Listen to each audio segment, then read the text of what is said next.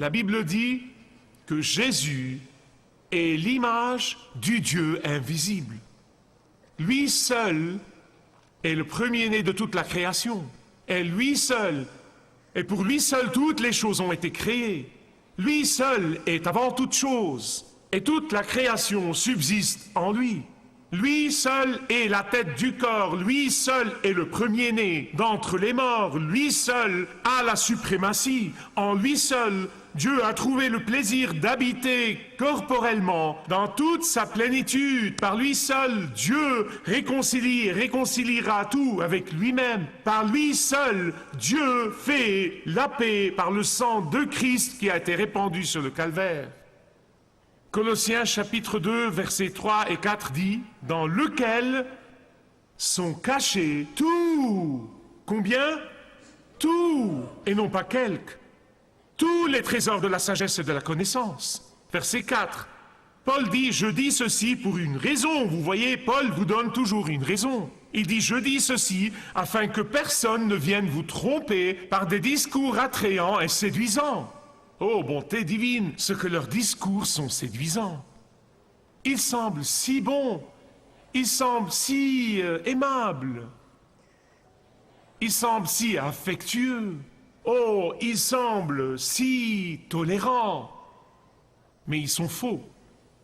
Prenez garde de vous laisser tromper par leur langage excellent et éloquent. Vérifiez les faits vous-même, car votre éternité pourrait en dépendre. Jésus et Jésus seul a coexisté avec le Père avant tous les mondes.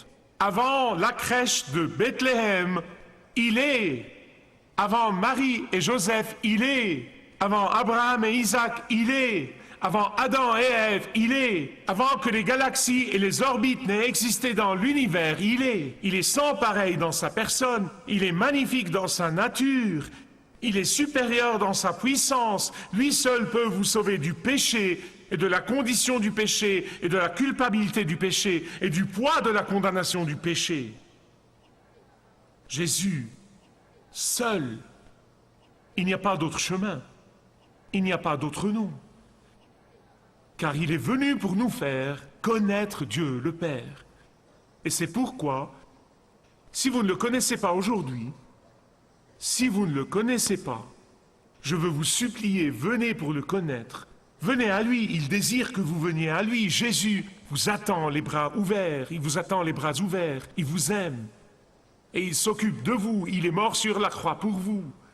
Si vous ne comprenez pas que votre vie et vos péchés et votre culpabilité peuvent lui être remis aujourd'hui et que vous pouvez sortir libérés d'ici, vous pouvez faire ça aujourd'hui. Et pour ceux d'entre vous qui le connaissent ou prétendent le connaître, vous devez comprendre que nous vivons dans une époque où nous devons courageusement et aimablement et gentiment et affectueusement le proclamer sans excuse et sans crainte. Vous devez proclamer que Jésus seul a créé l'humanité avant de nous racheter. Que Jésus seul a créé sa mère avant qu'elle ne le conçoive, qu'il est le seul en qui le monde subsiste et que ce monde va s'effondrer quand il reviendra prendre ses enfants au ciel pour gouverner et régner avec lui pour l'éternité. Je ferais mieux de commencer mon sermon. Peut-être que je me laisse emporter par l'introduction, mais je reviens toujours au sermon.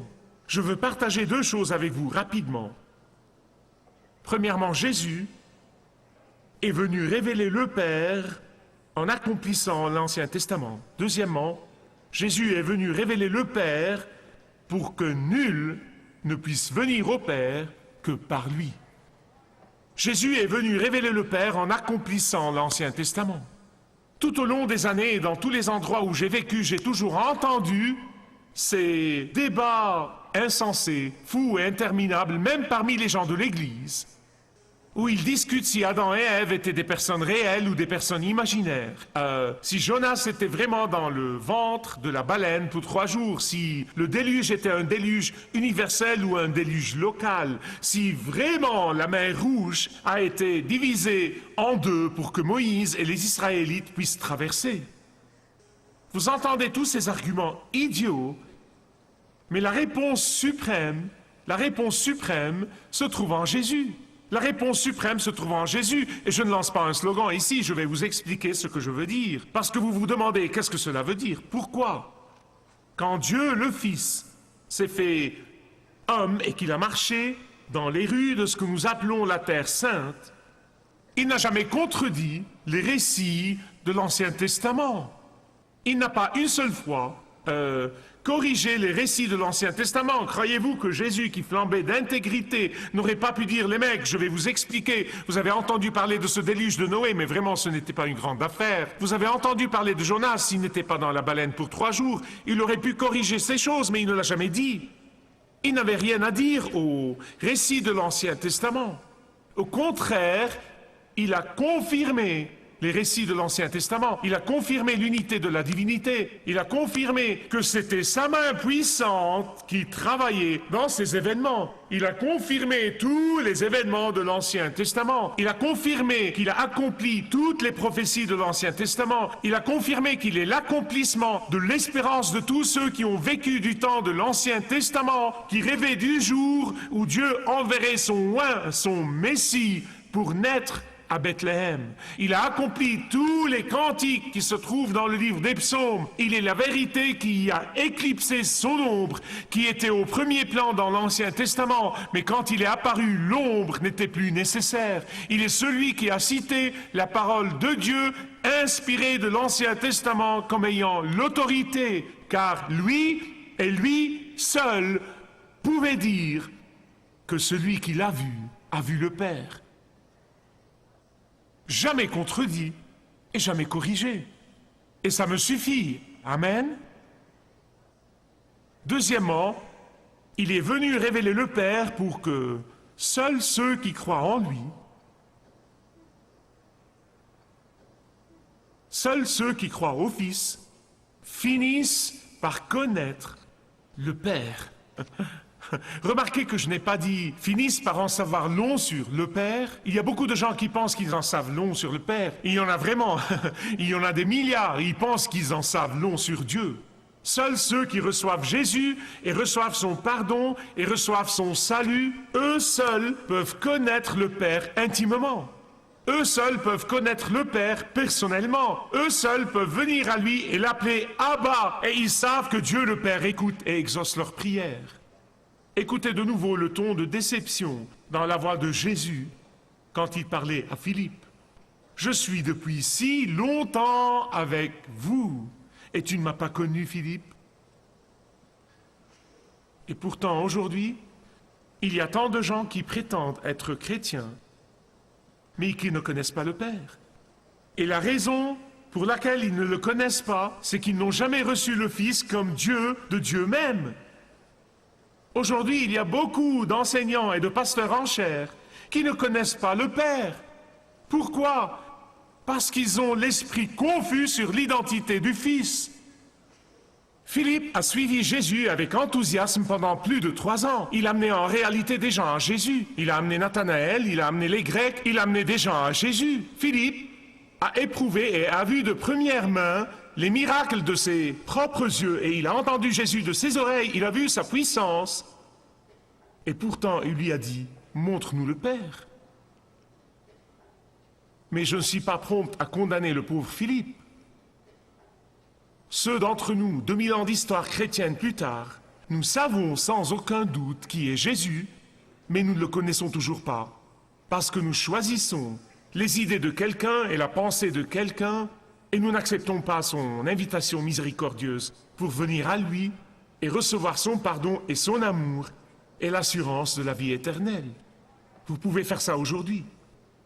Peut-être qu'il y a quelqu'un ici aujourd'hui qui est tombé dans ce méli-mélo, vous savez. Tout ce que vous essayez de faire, c'est d'être bon, et n'importe quelle religion fera l'affaire. Suivez juste une religion, l'une est tout aussi bonne que l'autre. Vous croyez qu'une vérité est tout aussi bonne que l'autre, et vous tombez dans ce piège et vous pensez que c'est tout ce dont il s'agit, mais ce n'est pas ça. Maintenant, vous savez qu'il n'y a qu'un seul chemin, et son nom est Jésus. Et si vous venez à lui, il a dit « Je vous ne lâcherai jamais, jamais ». Il marchera avec vous dans la lumière et dans l'obscurité. Il marchera avec vous dans la joie et dans l'adversité. Je le sais. J'en suis témoin. Je me souviens de ce jour-là, en 1964, où je l'ai connu comme mon Sauveur et mon Seigneur.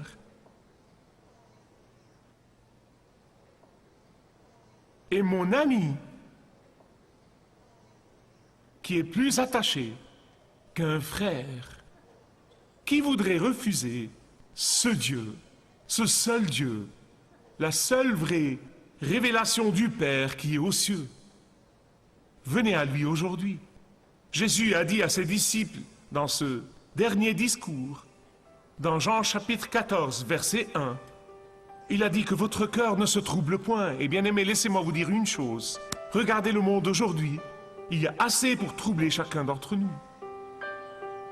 Que votre cœur ne se trouble point. Croyez en Dieu. Croyez en moi aussi. S'il en était autrement, je vous l'aurais dit. Car je vais aller au Père et je vais vous préparer une place. Puis je reviendrai et je vous prendrai avec moi afin que vous soyez là où je suis. Si vous désirez connaître Dieu d'une manière personnelle, demandez le livret « Retrouvez la joie que vous avez toujours désirée ».